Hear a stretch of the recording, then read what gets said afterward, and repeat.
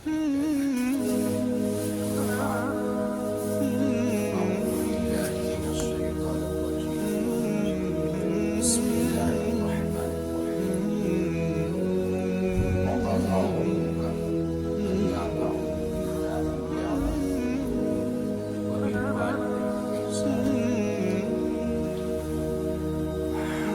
النبي صلى الله عليه وسلم أوسع أبواب الجنة. وقال تعالى يا أبا سفيان جئتكم بكرامة الدنيا والآخرة، أو كما قال عليه الصلاة والسلام. السلام عليكم ورحمة الله وبركاته.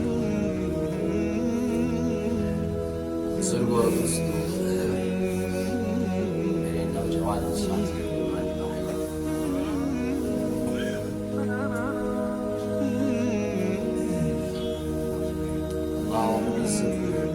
ہر انسان کا دنیا کے اندر مقام بنا ہے.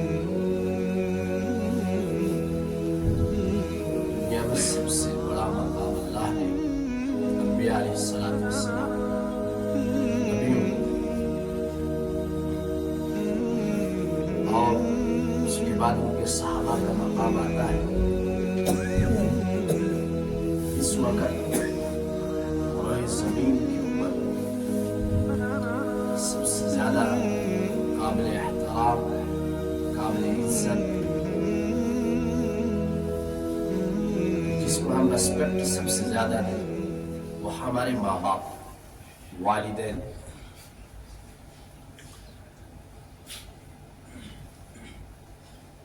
تو میرے ایمانی بھائیوں، آج میں اسی پہ بات کروں، کیونکہ جتنا ہمارے پاس ٹیکنالوجی زیادہ آ رہی ہے، زیادہ سمجھنے کی کوشش کر رہے ہیں، اتنا ہمارے دلوں سے اپنے بڑوں کا احترام ختم ہو رہا ہے. بات کو سمجھنا. مجھے یاد ہے میں چھوٹا تھا، اگر میرے سامنے میرے چچیرے بھائی کرسی پہ بیٹھے ہوتے تھے، کہیں سے میرے بابا آ جاتے تھے، وہ ان کے سامنے کھڑے ہو جاتے تھے، کرسی پہ نہیں بیٹھتے. یہ ایک تہذیب تھی، یہ ایک عزت تھی، ریسپیکٹ تھی، احترام تھا، جو کہ اب ختم ہو چکا ہے. معافی چاہتا ہوں، معاف کرنا، اس میں کوئی بات نہیں لگے. یہ ماں باپ کا قصور نہیں ہے، یہ بچوں کا قصور نہیں ہے، اصل قصور ماں باپ کا ہے.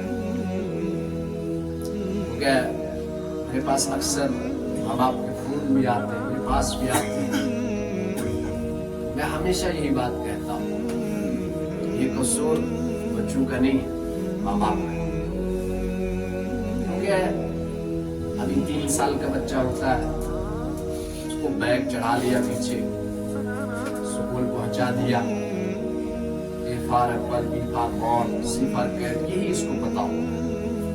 اس کو یہ پتا نہیں ہوتا ہے میرا باپ کیا ہے، میرا باپ کون ہے، اس کا مرتبہ کیا ہے، اس کا مقام کیا ہے. میں نے آپ کے سامنے کیا کہا، اوسع ابواب الجنہ، اس کو یہ پتا نہیں ہے. مطلب یہ ہے، فرمایا محمد الرسول اللہ صلی اللہ علیہ وسلم نے کہ باپ جنت کا سب سے بڑا دروازہ ہے. جو اس سے گزرنا چاہتا ہے، جو اس کو پار کرنا چاہتا ہے، وہ اپنے باپ کی خدمت کرے، اس کے لیے دروازہ کھل جائے، کھلا رہے گا. فرمایا جو اس کی نافرمانی کرے گا، اس کے لیے یہ دروازہ ٹوٹ جائے گا، اس کے لیے اس کے اوپر جنت حرام ہو جائے گا.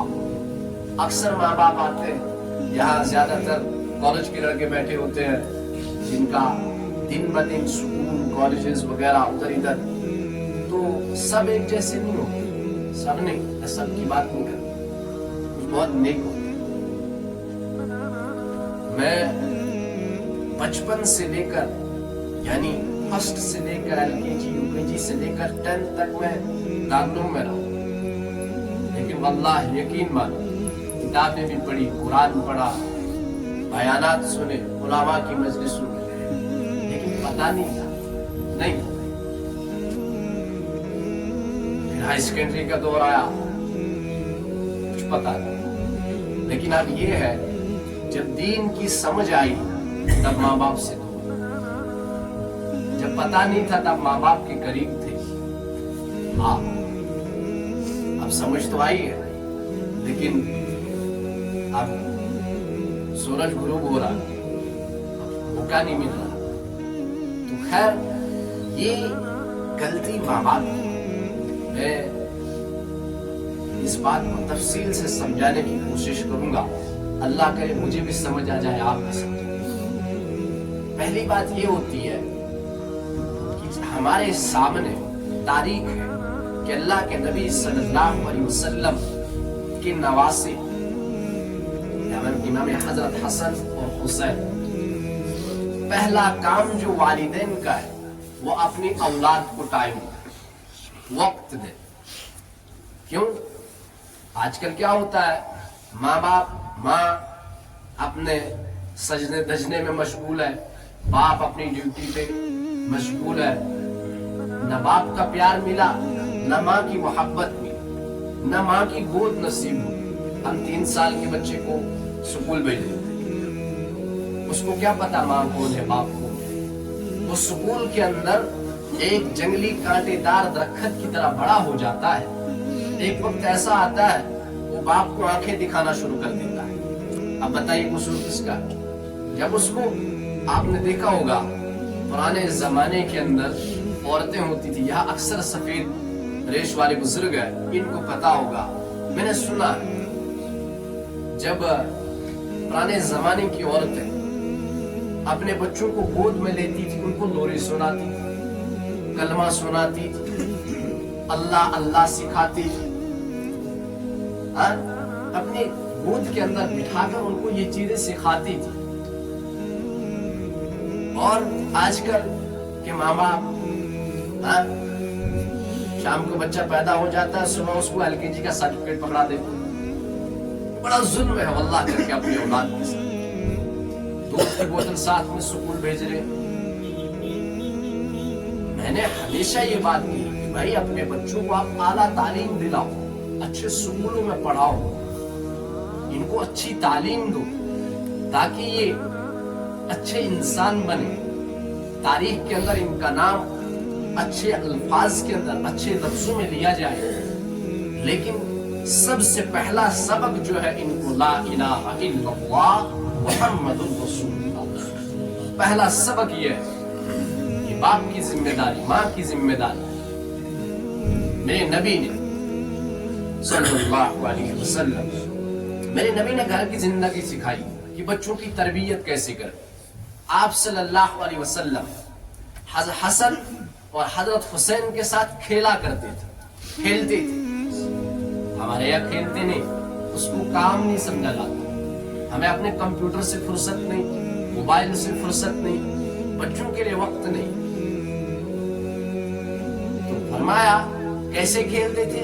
आप सल्लल्लाहु अलैहि वसल्लम घर में दाखिल होते तो अपने दोनों हाथ जमीन पर रखते थे। मुझे देख, जमीन पर दोनों हाथ।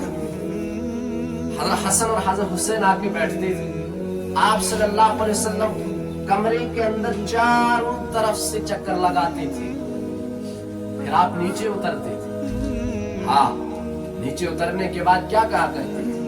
हजरत अबू हुरैरा कह रहे कि फरमाया कि सवारी कैसी है? हाँ, आया है। तो फिर क्या फरमाया?